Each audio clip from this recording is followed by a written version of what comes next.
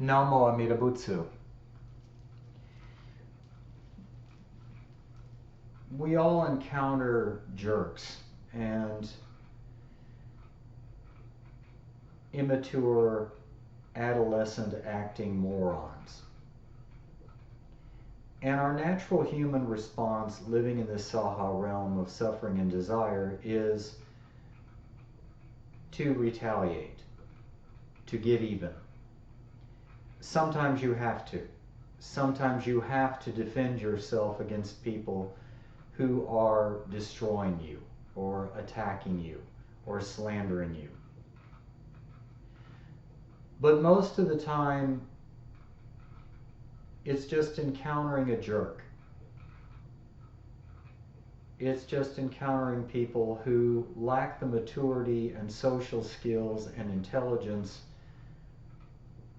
to desire to be anything other than a childish jackass moron.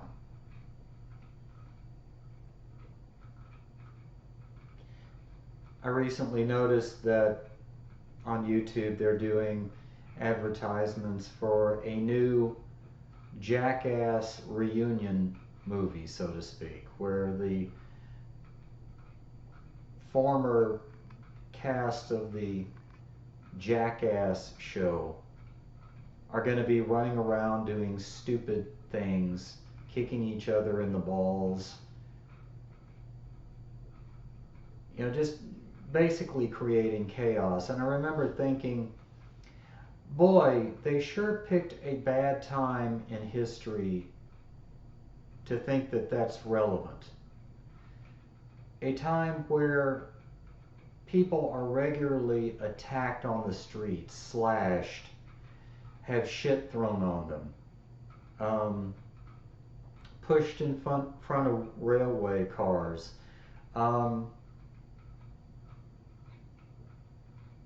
robbed, maimed, murdered. The term pranking leaves me cold. I remember there used to be on YouTube a channel, infamous channel, known as Daddy05, where this guy had his young kids bully each other for clicks and views on YouTube.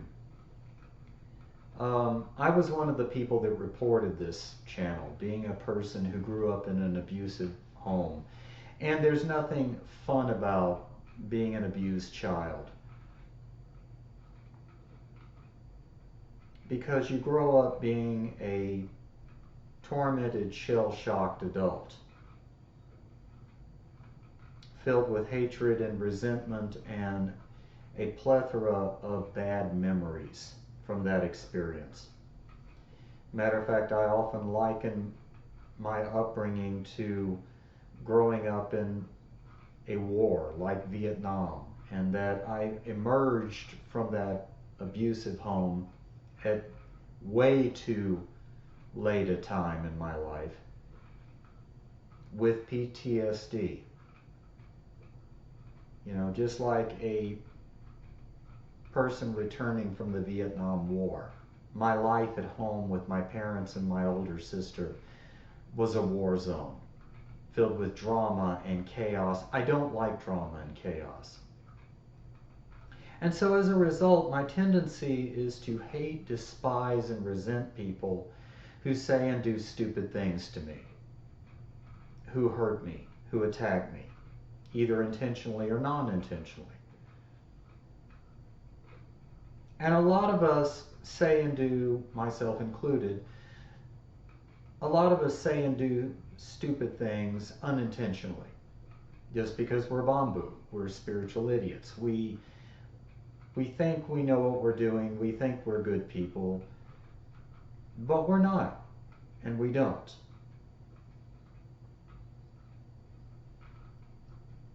And so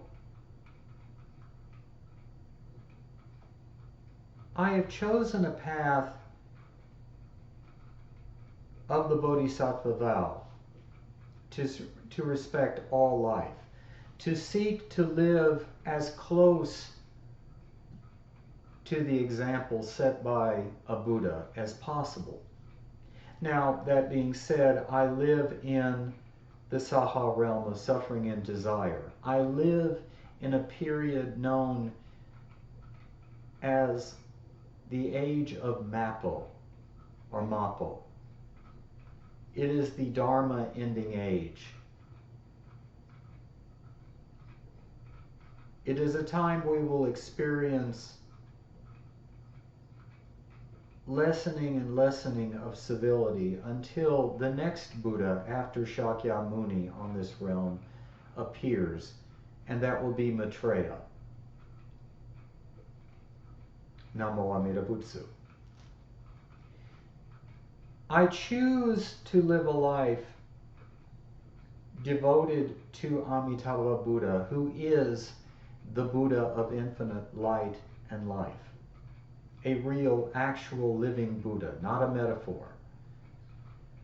And in my next life, I know, regardless of how lost and unenlightened and screwed up I am in this life, I know that in my next life I will be born in his pure land, free of all suffering and desire, free of all sin, free of all shortcomings. There I will become a fully enlightened Buddha. And from there I will manifest a myriad of different forms, appearing to others in countless ways, giving the illusion of an unenlightened being to somehow subtly teach people about Amitabha Buddha, to teach people about this wonderful salvation to be found in a Buddha that is given so little credit in our society, especially in the Buddhist community, where a lot of Buddhists, including those who claim to be Jodo Shinshu, refer to Amitabha as a myth, as a metaphor, and the same for the pure land he created.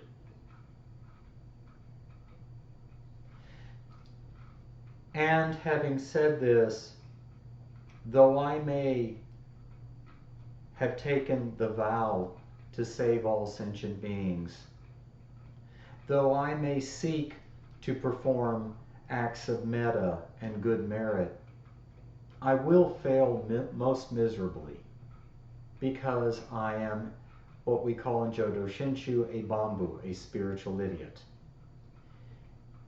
An unenlightened being given to evil thoughts, emotions, and desires. I have the tendency to hold on to past offenses. I have a very hard time forgiving. I have a very hard time letting go of stuff. But it's gotten better. It has gotten increasingly better, I've noticed, and I'm proud to say, thanks be to Amida Buddha. Due to a teaching technique that my sensei, Josho Adrian Sirlia of Amidaji Temple, has taught me. He has taught me to see all of my evil thoughts and emotions, and even the good thoughts, even the thoughts of love and compassion and caring, to realize that these are temporary. They are thoughts. They are fleeting. Whether they're good or evil, dark or light, they are just passing thoughts. And to hold on to them and to give them power is a fruitless endeavor. Because first of all, as an unenlightened being, I don't know what to do with them. The moments in my life where I've tried to fix myself or cure myself of thinking bad thoughts, or to fix bad things I've done or said, most often these attempts land flat on their face. And in terms of love, I am a selfish, unenlightened being by nature. my love is tainted. My love is imperfect. My love has impure motivations at best. And sometimes I question, in fact, do I really know what love is? I do know someone who understands these answers, who understands these questions. That someone is Amitabha Buddha, a real living Buddha who manifests his light everywhere, in all realms, in all dimensions.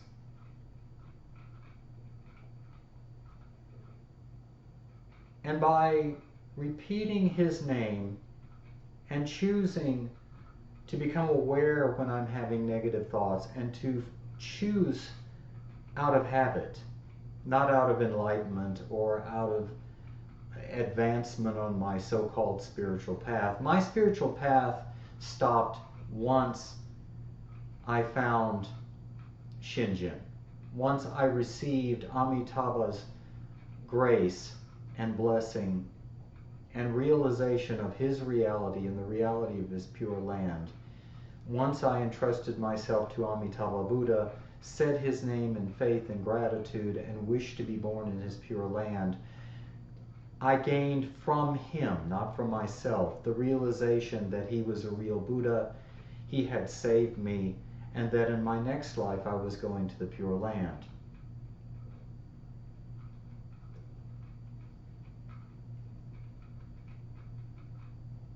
Because I know this does not come from me, whenever I have evil thoughts, I choose to focus on saying the name of Amitabha Buddha, or focus on an image of Amitabha Buddha, either readily before me, like it is in my room.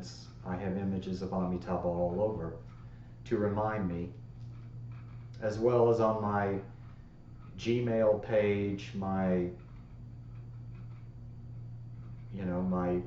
computer screen.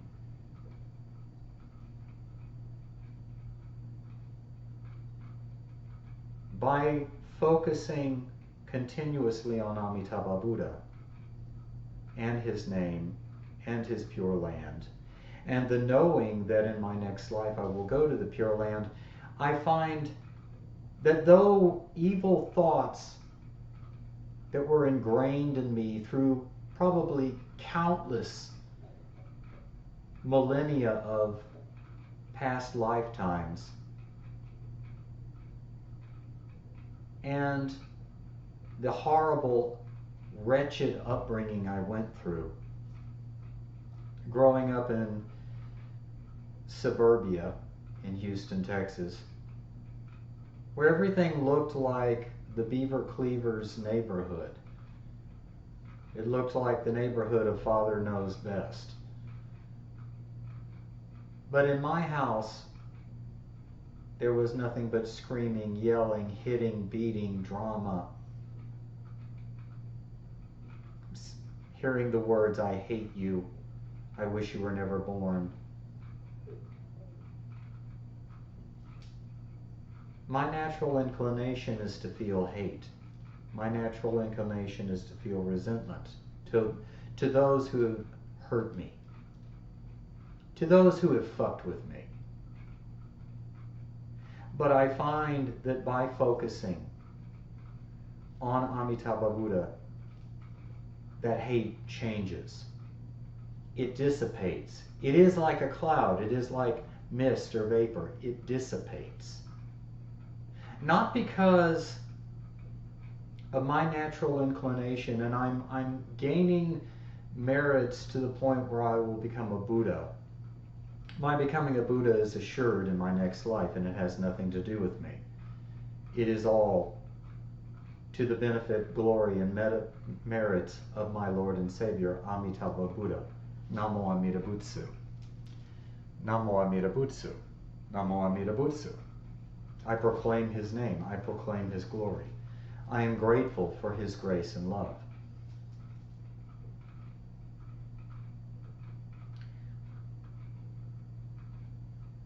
Dealing with hate has nothing to do with me being a good person. It is about focusing on that which truly gives me joy, and that is saying the name of Amitabha Buddha. It is focusing on that which brings me peace and joy, and that is the image, the beautiful image of Amitabha Buddha, either in my mind or in a physical photograph or statue or a picture or GIF on the internet. It is always good and beneficial for me to focus on Amitabha Buddha, his name, his image, his Dharma being the message of Amitabha Buddha, the Buddhist teachings surrounding Amitabha Buddha as given to us by our Pure Land patriarchs, Master Shinran and Rinyo being two of them. I am grateful for the option to focus on Amitabha Buddha's name. I am grateful for the ability to focus on his beautiful face, which cannot compare to what Amitabha Buddha looks like in his Pure Land. I can only conceive, based on historical artistic renderings, the beauty of Amitabha Buddha. But I know the peace and beauty I feel in my heart from time to time. Not always, but from time to time, when I focus on his name, when I focus on his face. And of course, being an unenlightened spiritual idiot, I cannot maintain that focus. And most of the time, my focus on the Nembutsu, my focus on a mental image of Amitabha Buddha is fleeting at best. It is distracted because I am a person of a short attention span. But I choose to live according to the Bodhisattva vow by not hating or promoting hate. Today I made a new video on my other channel, which used to be called Joshin the Buddhist Vegetarian. Well, I've gone fully vegan, so now I changed the title to Joshin the Buddhist Vegan. And I've noticed a trend on YouTube picking up that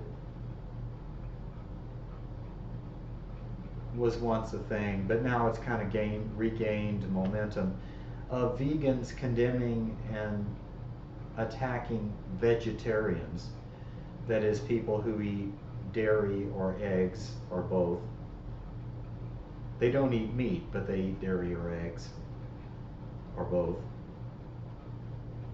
as the enemy. And in the closing statement to that video, I said, I choose not to have any enemies, even to people that are assholes to me. And I apologized to anyone I've been an asshole to. And here's the thing, the more I focus on people who have hurt me or my shortcomings, that's where my focus lies. And when I focus on this, I give it power, this mental image of what someone said to me or did to me, or how someone screwed me over, or offended me, or used me, or lied to me. If I make hate my focus, then I am choosing to be a hateful person. I choose to focus on Amitabha Buddha. I choose to be a Nembutsu reciter. I choose to be a bodhisattva in training. Having taken the bodhisattva vow, that's what I am. And though I know that no matter how long I train in this life, that will have nothing to do with me becoming a Buddha in the next life. That is Amitabha Buddha's miraculous gift to us. That is the primal vow. Regardless of such, I choose not to drink poison. That is to say, even though I may be a crappy Buddhist, I don't want to be a crappier Buddhist. And though there may be times it's very difficult for me to walk in love, I refuse to walk in hate. I refuse to walk in revenge. I refuse to walk in violence. And to say these words instead. Namo Amida Butsu. Namo Amida Butsu.